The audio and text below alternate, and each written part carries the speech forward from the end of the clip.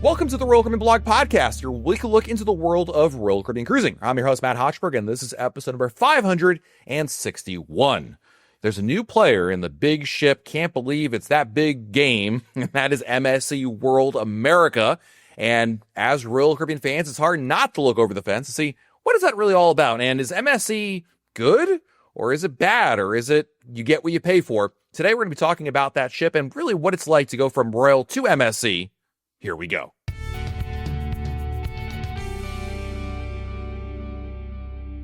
New cruise ships launch every year, not just Royal Caribbean, but like lots of cruise lines out there. And this year, in fact, we've already had a big one launch, which is MSC's World America. You might be wondering, why are we talking about MSC on a Royal Caribbean Blog podcast?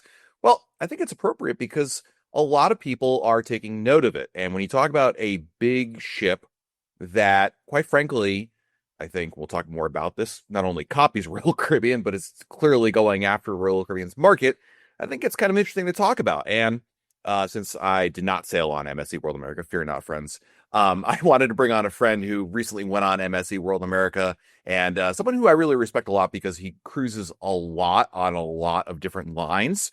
I've known this gentleman for many years now. I'll introduce him and we'll talk a little more, but Don from EatSleepCruise.com. Don, welcome to the podcast. Oh, thanks, Matt. You two compliments in an introduction from you says a lot. I'm glad to be here and talk about this. How long have we known each other now? I was just thinking about that before the broadcast began. Oh, God.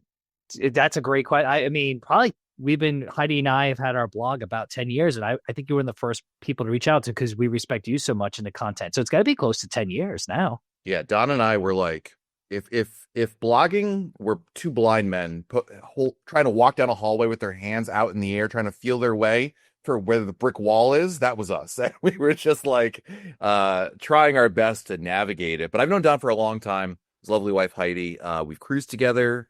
We've gone on many new ships together. We've even had dinner together in the city of Boston, which, by the way, that restaurant that we went to in the north side, right?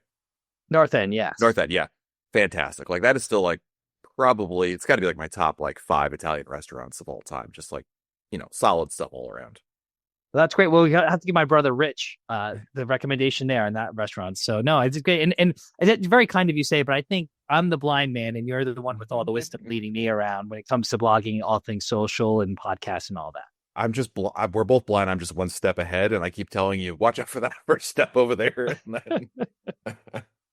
But yeah, I mean, you cruise a lot. You cruise on a lot of different lines, whether they're big lines like Royal or MSC, Carnival, but you also go on like small lines. You've been on, I like to say that you've been to Tahiti many times. You claim to only been there once, but I don't think that's true. I'm pretty sure I would know better than you because you've been to Tahiti.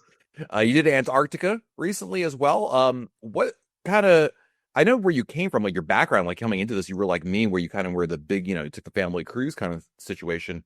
But what kind of appeals to you when you look at a cruise?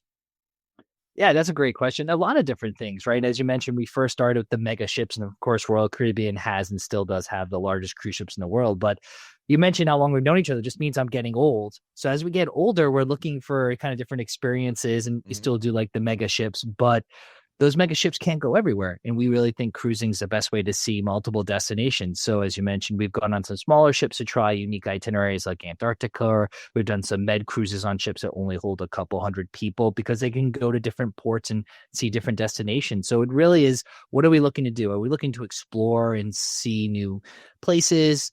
Than the smaller ships, but if we're looking to have fun and relax and most likely be in the Med or the Caribbean, Bahamas, then we look towards the big ships, which they're the destination themselves, right? They're the main attraction because they have so many things, different restaurants or different amusements and attractions on board. So it's really just what mood are we in for that particular trip? Heck yeah. And obviously with big ships, that'll lead us right into the MSC World America thing. Mm-hmm. It's interesting. Part of the reason also I wanted to cover this is not just because MSC has a new ship out, but there's a lot of folks who I've gotten comments for sort of along the lines of, Royal's pricing is getting too high. I'm going to go try MSC because MSC is so much cheaper. And that, to me, and I've never been on an MSC cruise, but to me, MSC is really going after that disgruntled cruiser who wants to try a different line for whatever reason. It could be for money. It could be for benefits. Don't forget, MSC also status matches, which is like the Hmm. only big line that off Virgin actually does. I take that back. They're one of two lines that do like status matching with the big lines for not within the same company, but like any company out there. And it's aggressive. They're definitely going after it. But Don, I got to tell you, and we're going to talk more about World America here in a moment. The thing with MSC, and I've used this analogy 100 times, and I'll use it because I think it's the most appropriate one out there. MSC always reminds me of the Soviet Union of cruise ships, and this only applies if you're of a certain age. You can remember what the Soviet Union was like, but it's like they basically reverse engineer what everybody else does. In this case, the West, because they're a European-based line, and they get it so close. Like they kind of, they can reverse engineer it, but it's not quite the same thing. It never quite comes up to be as good. Now, but maybe this has changed with World America. I know this is not the first one in that series. World Europa already came out before that, but give us your take on World America and kind of where you see MSC right now.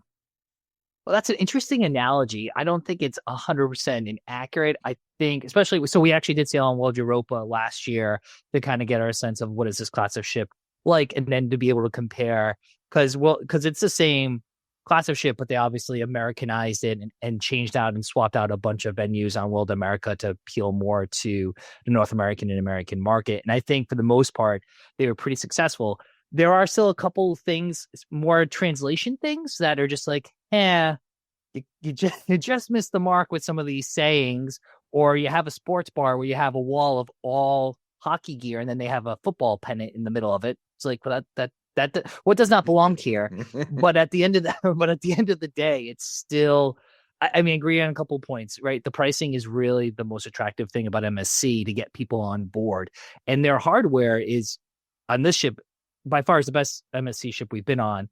Not saying we've been on all of them, we've only been on about four or five, but this is definitely the best. And I think the closest that comes to the market they're trying to get, sailing out of Miami and trying to get, I think, appeal to everybody, couples like Heidi and I. We don't have kids, but there's a huge family center there, youth activity center that they have by age group, and plenty of attractions that will appeal to all types of cruisers. So it is kind of like, I don't know if they reverse engineer. I would maybe use the language like they borrow, not just from Royal Caribbean, but I think they borrow from all these other cruise lines in this market and say like, well, how can we kind of combine all these different elements onto our ship and make it our own? And for the most part, they succeed. Yeah, I mean, to be fair, every cruise line borrows, I'm using air quotes Of here, course. from every line. Right. Yeah. I'm not wanting to seem like one cruise line is altruistic. No cruise line is completely independent of thought that they don't pay at least some attention to what other lines do. There's no question in my mind. Aquadome Market on Icon is definitely like they noticed that Norwegian and Virgin had done food halls, and they said we should do our own. Okay, so that's fair. However, there is borrowing and there is straight up stealing, and I'm call me crazy. You tell me if I'm right or wrong on this. How do you not look at the back of that ship, World America, and not say that's an Oasis class, that's the boardwalk, and that's the ultimate abyss, and this is the back of the ship looks like an Oasis class ship? It's tough. Well, there's no Aqua Theater. I mean, True. there's not one now on Icon. So Icon, the Surfside neighborhood, has the kids play water slide area. But I mean, Royal Caribbean doesn't own that design, right? Where the shipyards are the one who designed the ship. So if they're saying, I mean, the short answer is yes. If you put them side to side, like they must be from the same cruise line until you kind of turn the corner and you realize, oh, wait a second, this is MSC World America, and this could be one of the Oasis class ships. But I think honestly, besides looking at that, that's really where for us, the similarities, that's kind of where they stop. If you just look at the back of the ship, but if you step onto either one of those, the boardwalk or Surfside on Icon or the World Promenade, which it's called on World America, they're distinct. They're unique. Sure. I think MSC has made their own, but it's really, to MSC's point, they obviously like the Pierre Francesco likes to say the Y design, right? The ship's designed like a Y because of the way the back pulls out, but they obviously figured that they could take that platform and make it their own, and weren't as worried about people just looking at it being like, well, that's obviously a Royal Caribbean ship. So they're rolling the die, right? That besides hardcore people like you and people who love Royal, I mean, we've sailed the most with Royal, as you mentioned, we sail a lot with Royal too. So I think they're just willing to take that design. And to be honest with you, I mean, we love outdoor spaces. We love the way they done the World Promenade. We also like the boardwalk area too. And the only other real option would be to make it like a waterfront, like Norwegian ships have, right, where the venues wrap around the ship like in a U. Yeah. I think this design is much better, regardless if it's on a Royal ship or an MSC ship, where you have the center is kind of hollowed out and then all the venues are right there. Yep. I just want to point out you triggered a memory that I had to go look up, and certainly I was right. Back in September 24th, 2018, Royal Caribbean actually trademarked the Oasis class stern design, and it has the back of the ship with, now it does have the aqua theaters. Maybe that's the way they got around this, but the Ultimate Abyss is there, the back of the ship. It's just kind of funny. But again, I think you're right. This is definitely an inside baseball, like, Royal Caribbean fanboy type observation that MSC is, I mean, that's been their MO for a while, like, again, copying, borrowing, however you want to look at it, certain ideas from certain lines. And let me ask you this. What do you love about World America? Like, what's the one thing that you think, whether it's a copy or it's an original idea, it doesn't matter. Well, like, what's the one thing you think it's the best thing about this ship? I would say us, we're pretty traditional cruisers. We're like dinner and a show. They have a variety of bars and entertainment spaces that there's always something different to do every single night. And I know people say, well, all cruise lines have that. Kind of yes and kind of no. So they have three distinct, unique venues: a theater. They have the Luna Park, which is kind of a venue almost similar to Virgin Voyages Theater. It can take on multiple shapes and sizes. And then they have the Panorama Lounge, which is in the back of the ship, that has, it's kind of like a 270 in the Quantum class, but has unique shows with digital background screens. And then they have the most themed bars on any MSC ship. So it does really rival, I think, a Royal ship, which we always say Royal always knocks it out of the park with their theming, especially say on Icon with all the different bars, 1400 lobby bar and the dueling pianos. This ship has all of that, a lot of that. And I think that they're better themed than any MSC ship. And there's just so much going on, so much to do. And that's what we look for in a mega ship. Sometimes you go on these mega ships and it's like, well, they have a lot of bars, but all the bars have the same menu and they have the same theming. It's nothing really unique to it. You can't say that about MSC World America. They really do offer a lot of different things to do during the day and at night. Sounds good. I mean, I've often said this about, and this is true of any line. I think it's hard to go wrong with the new ship in general. Like, I mean, I just can't imagine it being a bad experience, whether it's Carnival, Explora, MSC, whatever. It's just like, at the end of the day, I feel like, it's hard to go wrong with a new ship. And the fact that, again, the pricing on World America and MSC in general, I think, is the most tempting thing. What would you tell someone who's coming from Royal Caribbean to MSC? What would be the thing that stands out to you? Like, what's the thing you should be aware of and think about before you simply chase the lower price? Well, definitely. I mean, you do want to get your pay for sometimes, right? With certain things. So if you go in there, and you're right, I haven't done the pricing comparison. I really should, because we're writing our review, but I would say you're probably able to get a nice balcony cabin on World America for definitely half of what they charge you on Icon, maybe even half of what you get on like Wonder or one of the newer Oasis class ships. But I haven't done the pricing. You'd probably know better. But you're most likely going to get a better value. Or you can pay the same price and go into the yacht club, which is something else we can talk about. We didn't stay in the yacht club. We've been in the yacht club.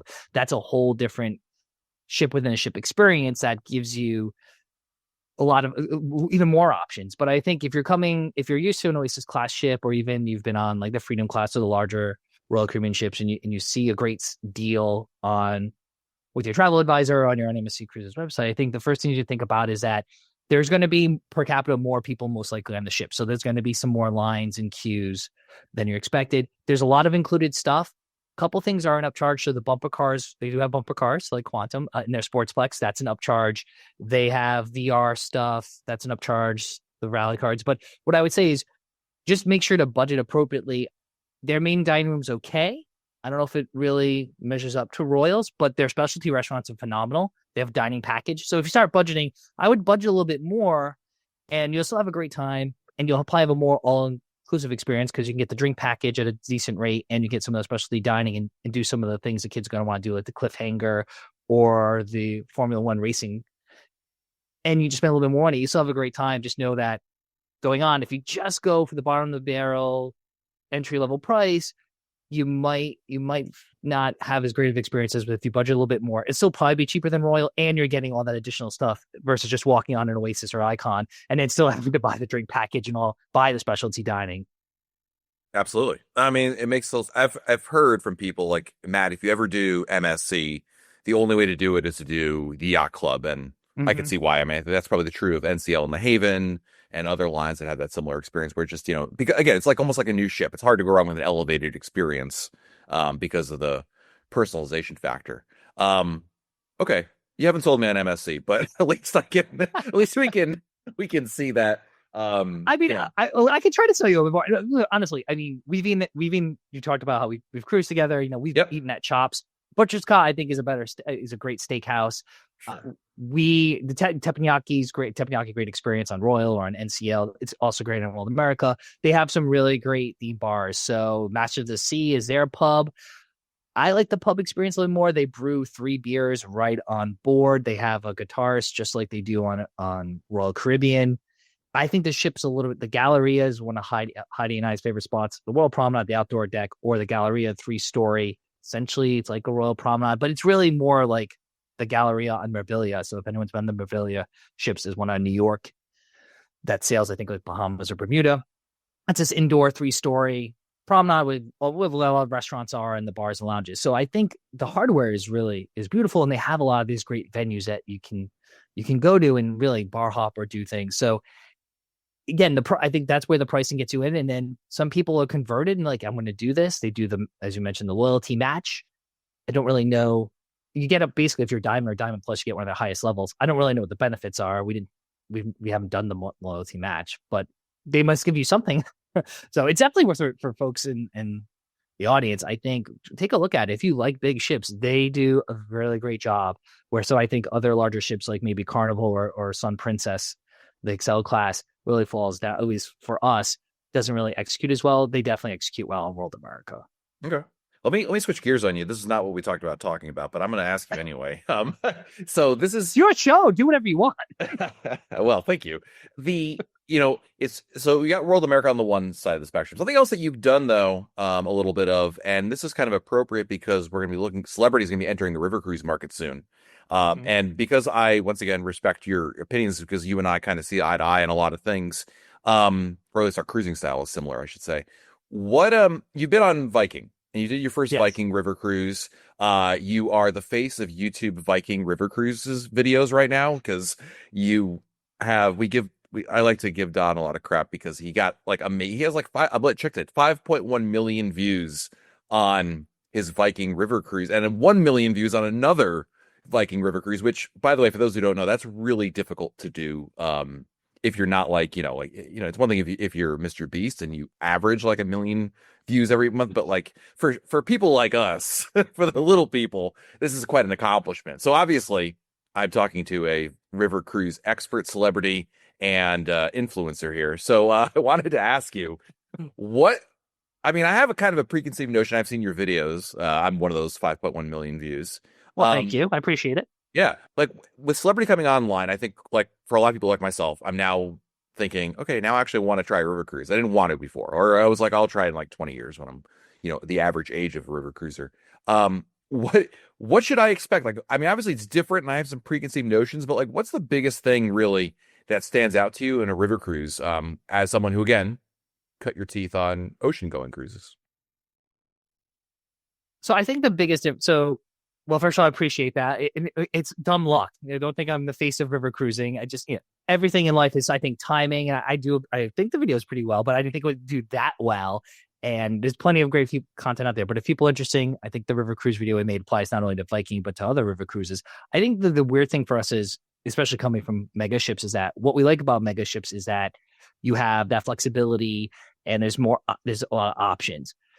Obviously, when there's only a ship that has these ships hold like 180 people, river boats hold like 180 people, 150, right? We're just on one that's one of the double wides that's a little bit larger. But regardless, everyone seems to be on the same schedule because they're mostly all inclusive. All the tours or most tours are included, all dining on the ship. Usually there's some kind of beer and wine or some kind of alcoholic beverages also included in meals. So everyone kind of does everything together, which for us is a little foreign because we're used to doing our own thing, making our own schedule. And with the river cruising, they kind of position it that you go into these small towns and you can do things and wander. You can, but usually most people do the included tour because you paid for it. they eat breakfast at the same time because you got to get to the tour at the same time. Then you get back to the ship for lunch, and lunch is all at the same time at the one restaurant. And then maybe you have free time in the afternoon. Maybe you book an optional tour that's in the afternoon. So it seems there's it's a little bit more scheduled than we thought, which is fine. We've had a great time. We've done our second one, and you get to go to some amazing places that ocean ships will never go, or you have to take the 2-hour bus ride from the nearest port even a small ship would go to, and you only spend a little bit of time there. So you get to spend more time there. I think it's just a little bit more. We didn't expect it to be as scheduled as it is, but we've only done 2. So maybe it just happens to be the 2 we went on, or like that, and some other ones with different itineraries where you spend more time in a particular stop. Maybe they're a little bit different, but I think that's the one thing. And a lot of comments people have given on the video you mentioned, the 2 videos, is some people love that, and we do like a little bit of hand holding. But I think for some people they want to have a little bit more freedom, which you can do, but then you're not taking advantage of everything you paid for because they're not cheap either, right? Yeah, for sure. So it sounds like you've done as many river cruises as you've done Tahiti cruises. Okay, got it. I've done more river cruising than I've done Tahiti cruising. And I would recommend both. I do recommend both of them. Just know what you're getting into. And I think Celebrity getting into the space will be interesting because we are big fans of Celebrity, love the Edge class, Celebrity Beyond in particular. We've sailed on it. We paid to go sail on a couple times. And it'll be interesting to see what they do from a service perspective. And Celebrity has great service and great food. So I welcome them coming into river cruising and shake things up, because some of the other river cruises are, they've been doing this for a while, and there haven't been any real new key players that have really shaken things up. Riverside or some of these other smaller ones try to get in there. But what did they commit to? Like 10 ships or something? Yeah, 10 ships in the first 3 years once they start in 27. Yep. So they're coming in. Yeah, I mean, I think that's exciting. I mean, I was going to ask you, are you excited for it? Like, I mean, excited on what scale? Because obviously you could say you're excited about every cruise that possibly comes your way. But I mean, like this went from I had zero interest in a river cruise before, and now I have this is something different, and I like different, and I've started, I'm doing my 3rd European ocean going cruise this summer, and I've really loved that experience, like having done it the last 2 years. So maybe I don't know if it's a novelty factor. I don't know if it's just the fact, again, it's Celebrity. So it's a product that I like in a market that I didn't care for, but now I like it. You know what I mean? It's like, I don't know. It's like when Apple enters a new market, like if they ever built like a TV, right? We'd be more interested in a TV. I don't know. Maybe it's a bad analogy, but what's your thought on is this raise the bar for you? Does this pique your interest? Is it like something to keep an eye on? What's your take on it? I don't know if you would know better. Maybe booking so, I mean, we definitely consider booking one just to compare to see what they can do, because there's only so much. You go to enough river cruises, I think folks realize there's only so much they can do, because they all have to be roughly the same size. They have to get through the locks. There's only so many docking spaces available, so all of them tend to go to similar ports. They'll obviously go to the major ones like Vienna. We were on the Danube, so you go to Budapest, you go to Vienna. Every river cruise on that river goes to those locations. But then there are other smaller towns that some go to others, some go there. So it'd be interesting to see where they're actually going and what do they deliver on board. I think that's the biggest differentiator. I think Viking did a pretty good job. It knows its clientele very well, and they had its nightly debrief where they talked about the next port, and we did it in France, so a little bit different. A lot of them are other parts of Europe, but I'm interested to see, because we think Celebrity's beyond the podium. We've done them in Alaska, we've done them in a couple other regions in the Mediterranean, and they usually do pretty good on ship programming. So I think that's what I really interesting. And then of course dining. I mean, we are called Eat Sleep Cruise because I love to eat. So it'd be interesting to see what do they do. I think there's a lot of potential there, because Viking is kind of, people like to say Viking is kind of the, I don't want to call it the carnival of river cruising, but it's very baseline, which again, it's an elevated product to begin with, but it's very baseline. Whereas Ama Waterways, which we went on more recently, has some different differentiators on it. I can see what Celebrity going to do to differentiate itself. And because we like the Celebrity product, we're really interested to see what they do. So what's your next cruise that you have booked? We are going on Tahiti, Virgin Voyages next month, the Celebration cruise. And then listen to this, we're doing a land trip. What? Yeah, I know. Heidi's family convinced us to do a land trip. We're going to be in Europe for like 8 or 9 days. So a couple days in Rome and a couple days in Paris, but no cruising, all planes, trains, and automobiles. So you're going all the way to Europe, and you're not going to be like, well, I'm already here, thus I should take a cruise, like maybe at the end of the trip after her family goes home? Oh, if I had Royal Caribbean blog money, maybe that's what I would do. But I have these. Honestly, we toyed with that, but as you know, we've been traveling a lot this the beginning of this year. We spent the first quarter basically away from home, so and I'm not complaining. We're very fortunate, but I think we're like, oh, we're gonna take June off a little bit, and then we'll Yeah. see what happens. Who knows? I might go to the Galapagos. I've said I don't know that I've got on record here. Yeah, well, for the weekend, why not? I've got on record not here, but I've said to people, I've said I'm going to stop cruising in the summer. Although I have cruises in the summer now booked for this year and next year already, so clearly it's one thing I'm not actually committing to that. But I like that idea of hey, let's take June off or whatever, to take the summer off and kind of chill. Let me wrap this up by let's peel the curtain back a little bit. What don't you like about what we do? Because I think you and I love, this idea that we blog, although to be fair, you still have your day job. So there's that aspect of it. But like, what's the Uh, thing that really like you just the thing about this thing about I feel like in the mafia, this life that we've chosen. What's the thing why did you kiss anyone's Matt? If you're kissing rings or something over there, I don't know what you're doing, but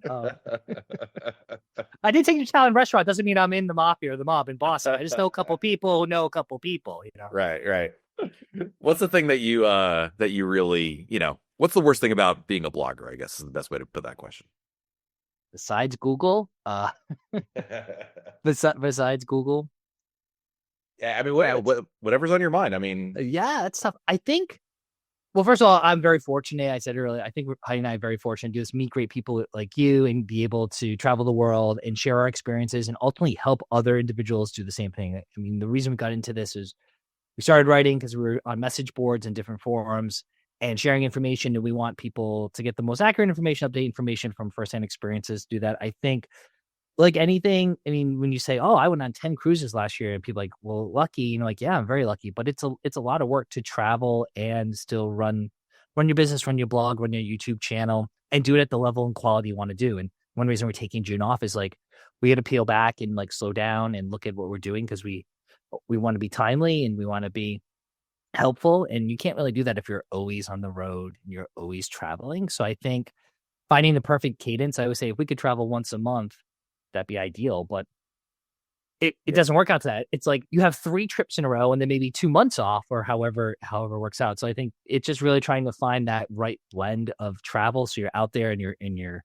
being participating in community, but you also have some sanity left, right? Well, what do you think? What's the most difficult thing? I And think again, I think you travel more than us. You don't give us credit because you're always bouncing around. no, So I'm just traveling around primarily here. Like you guys, again, you're in the Galapagos and Tahiti every other week. I'm like, hey, I'm going to New York. Woo!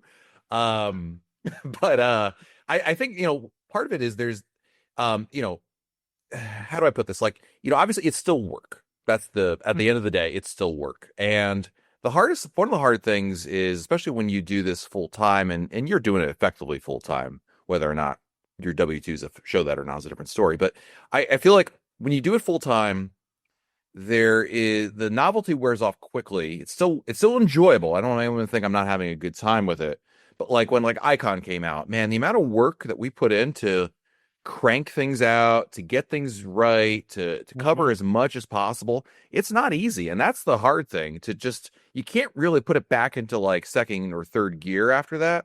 Is that the right? I don't know. I don't know. Never drove manual. I don't know how to Yeah, drive no, the stick is it? shift No, either. back in first gear. Back in first gear. I'm going the wrong direction. Like fourth gear is higher gear. Yeah, yeah, okay. I feel like that's it's easy to look at. Blogging is very much an iceberg. I feel like like where everybody sees the top of it, the tip of it sticking out of the ocean. Like wow, but that's it. But then you realize below there's this giant amount of stuff that goes in there, and it's not a pity party for me. It's just it is the reality. It's work. And so that's kind of the hardest thing about it is just trying to find and balance it. I remember I went skiing uh, uh a year or two ago in Vermont. I was like, I'm gonna go for the weekend for skiing. And Don, I was literally posting articles from the ski lift. Like I was like, all right, I've got 5 minutes. I'm taking my glove off because I can't use my gloves to actually, interact with my phone. And I'm posting blog posts because that's the nature of the beast, right? So it's kind of, it is what it is. But That's a level of commitment we don't have. And I officially realize that no one else is listening to us complain about having this great life on your podcast, which I feel bad for you, but feel free to edit and delete this if you want. But I would say, I like that iceberg analogy. I think the other difficult thing for us now is like we took something we love, which we're passionate about, cruising, and made it a business. And then it's like, well, what do you have?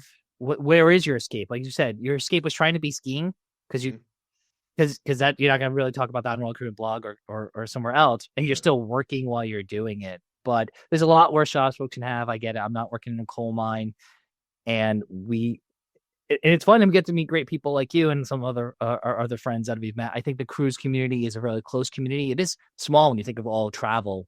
Oh yeah, and people who love cruising, they love supporting each other. They love helping each other out. Again, like I said earlier, that's how we got into this. Is really we want to provide content. It was writing, now it's social media, and long form videos on YouTube. And it's still a lot of fun. That's the line I always say to Heidi. I always tell folks, I tell Heidi, we'll keep doing this so it's no longer fun. It's just a lot more work, but it's still fun. And and I'm looking forward to the next year. It's just always figuring out like what's the next thing and trying to, I guess that's the other thing too, like trying to kind of predict things. When we used to write 10 years ago, I was just like, I knew a little SEO. You taught me a lot and keywords. And now it's like, well, what's the next thing going to be? There's Twitter was microblogging. Now there's short form video and TikTok. Like what's the next thing I'm going to have to get ready to do when the market shifts and no one's reading past 500 words, never mind 2,000 word articles we're writing. So what's just the next thing coming down the pike? I have no idea. Well, you can check out what's coming up, what's next on that 2,000 word article over at eatsleepcruise.com. And actually, I would recommend you go to his YouTube channel and watch his Viking video. It's actually really good. Well, thank you. Not just the thumbnail, but the video itself is fantastic. So A/B testing that thumbnail. The only thumbnail with me that actually works. All the other thumbnails, not me in it. Don, thanks so much for helping me out today. Thanks, Matt. I really appreciate it.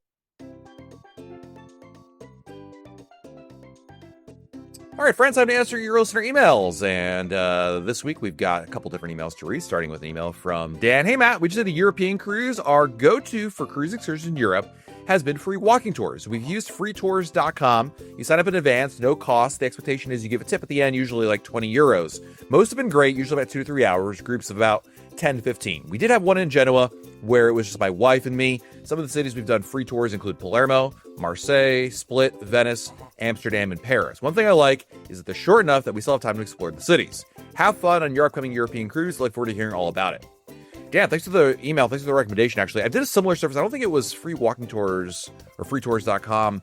Last summer when I went to Europe, I think a podcast listener, was it Liron who sent me the email? One of you sent me an email. Apologies to whoever it was, and I'm forgetting who it was. Recommended doing a similar thing. And I did that I actually tried to do it in 2 ports in Spain. One was canceled because the dude was sick, and the other one was fantastic. It was in La Coruna, and it was a great tour. It was free. Basically, I couldn't believe it. You sign up and you show up to this place, a meeting place at a specific time, and there were like, I'm going to say 6 other people, including myself. And they weren't all cruise people. In fact, I think I was the only person from a cruise ship. Everyone else was there for the day, or they were like, there was like a couple that were they were riding their motorcycles through Europe. Another one was just doing a vacation. They were from France and they just happened to be there. Anyway, it's a cool idea. There's a bit of an X factor to what Dan said, like where you go into it. And it's like, is the tour guide good? Is it how good it'll be? How crowded it'll be? How busy? Because there were some no-shows to our tour as well, the one that actually did end up going on. But hey, it's free. Now, the thing is, you got to tip them, and yeah, 20 euros, it was worth it. It was great. I mean, the guy was great. He would have gone on for like 3 more hours, but like, we were like, well, I was getting hungry, 1, so I wanted lunch, and 2, like Dan said, I wanted to be able to explore on my own. But it's really cool for a port that you really have no expectations of and not sure what to do. I think it's a great idea. So thank you very much. Next email is from Dean from Australia. Hi, Matt. Hope all is well. My wife and I booked an Ovation in August, which is an overnight stop in Cabo San Lucas. I'm trying to work out what to do during the stop, as it's from 1 p.m. the first day to 1 p.m. the second day. My current idea is to book the Sol Mar Resort through resortforday.com. However, the resort hours from 7 a.m. to 7 p.m. In your opinion, do you think it's worth doing that on the first day, considering we may not get there till about 2, so we'd only be taking advantage of 5 hours worth of time? Or do you have other recommendations for Cabo? The second day, I was thinking of exploring the marina in Cabo. This cruise is also my wife's 30th birthday. Do you have any suggestions on Ovation to make it special?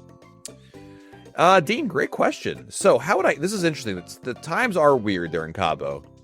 And you're leaving so the second day is impossible to do this. Initially, I was like, oh, just do the resort for a day on the second day. It would be impossible because you would be there and you're not going to get there at 7 a.m. I don't think you're crazy. So like, you would have like 4 hours there. I think, honestly, I would do what you have planned. I know it sounds weird, but I would do I would do the first day, go to that resort. The 7 p.m. time, they may not kick you out. It may just simply be like the food and drink service ends or something like that. But I feel like that's enough. I mean, it's going to be, so let's say you get there at 2, you have 5 hours. To me, 5 hours at the beach or pool is more than enough, if you ask me. But I'm not a super like, hey, let's hang out all day at the pool beach kind of person. But I do think it's worth it because Cabo is a beautiful area. They've got great resorts. So I think that actually is a great idea. And so even though it's not ideal, I think you got to play the cards you're dealt, as the metaphor goes. So I think that's actually probably exactly what I would do. In terms of the your wife's celebration there, I get this question a lot: how to celebrate. Royal doesn't offer a ton. I mean, you can obviously order room decorations for your cabin. Okay. You can, tell your head waiter or whatever waiter that you're at in whatever restaurant you're on the day of your wife's birthday that it's your wife's birthday, and they'll bring out a cake and sing. That's okay. Beyond that, it's kind of up to you. And I feel like in a lot of cases, to make it special falls on you rather than the cruise line, because there isn't like a built-in option beyond any of that other stuff. Really what I would suggest is obviously splurging, finding an opportunity. Like as an example, if you were at Coco Key, I would say, oh, rent a cabana, and be like, hey, it's the birthday cabana. And that I think is a good thing to do there. I'm not sure the Solmar Resort is necessarily that option. And obviously there's no private islands on this itinerary you're doing. So I would default to things like, I don't know what your wife likes. I mean, you could do chef's table together. I mean, if you've never done that before, something special, you could do, a spa day and do like 2 massages in the same day, or a massage and a facial and get her hair done. Something like make her feel special, that kind of thing. My marital advice notwithstanding, I hope this helps you. Next email is from Carlos. Hey, Matt, got an upcoming cruise on Icon of the season November out of Miami. Here's the situation I have myself in. Flying in from the supposed big dream next 51st state of Canada into Fort Lauderdale. I'm renting a car for the day and dropping off the night before at Miami Airport rental car garage. The hotel I've booked is Embassy Suites across from Miami Airport and is within walking distance of the garage. Is there some sort of walkout of this garage on a street level I can make a 5-minute walk back to the hotel? Planning on a shuttle in the morning to the pier, or is it easier to just rent from Avis or Budget and drop the car off downtown Miami the day of the cruise? I've used this rental location, but it can be a disaster on embarkation to disembarkation days. Am I overthinking this? Is there an easier way? Is it just easier to say Fort Lauderdale, forget Miami altogether, and get a shuttle in the morning to the cruise into the port? You would think after 13 cruises it'd be easy, but it seems like I try and cram too much into the day of the cruise. It's a great question, actually. Here's what I would do. I think you want the rental car because I'm assuming you are spending in some time, obviously, around there, so you need the car. I would return the car the day before the cruise ends. Wherever you want to do. You want to Fort Lauderdale, Miami? I don't care. It doesn't matter for the purposes of this. In fact, it's actually better. I take that back. You should stay in Miami because the step 2 is going to make sense in a second. Return the car the night, the last night that you're there, so the night before the cruise. The day of the cruise, since I'm assuming you're not doing anything before the cruise, take a Lyft or Uber to the port. I'm not saying this is the most cost-effective thing out there, but it's going to be the easiest because I agree with you. I one time dropped off a car at like Avis or Budget in downtown Miami. I was lucky because I was just dropping off. It was a disaster in there because it's a little small office and you've got 100 people not 100, but a lot of people trying to pick up a car. And yeah, I was lucky because I just dropping off. They're like dropping off. Like, yeah, I threw them the keys and I was done. Cool. If you're looking for the easiest way, not the most cost-effective way, I would return the car the night before, take a Lyft or Uber to the port the day of, and be done with it. Otherwise, probably what your original plan, like plan A, where you return it to the garage. I'm assuming, I have no idea if you can walk from the car rental place down to, there must be like a way to get to the surface level and then walk. I mean, they're not going to lock you in the building, right? Worst case, you go back to the airport and then walk out of there, but you're going to be able to. I really can't imagine you wouldn't be able to, and you'd be able to walk back to the hotel. Again, I don't know what the status of that walking is like. I mean, some airports and some streets are not very great for that, but that'd be your second best option there. So thank you, Carlos, for the email. And our last email today is from Oh man, do I go for old? I'm going for an old email, one we haven't answered in a while. And it is from Bob. Hey Matt, my family and I are going to Rhapsody in July. We have a junior suite. I know you talked about this, and I'm trying to make sure I understand. Can we use suite lounges and other extras for suite cruisers? Thanks for all you do with your blog, and love listening at work. Helps me get through the day.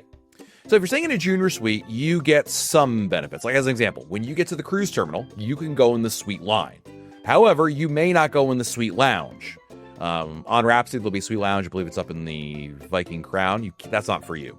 The only real benefit you get, Bob, in terms of perks, besides like double crown and anchor points, like I'm sorry, onboard benefits, is really the priority embarkation, priority disembarkation. So the at the terminal, when you want to get on, you go to the suite line, and then when you want to get off the ship, you can go to the suite to be escorted off the ship as well. So there you go, Bob. Thanks for the email. Thank you to everybody for checking out this episode of the Royal Caribbean Blog Podcast. Of course, you can always email me your questions by sending them to Matt, M-A-T-T, @RoyalCaribbeanBlog.com. Until next time, I'm Matt. We'll talk again real soon.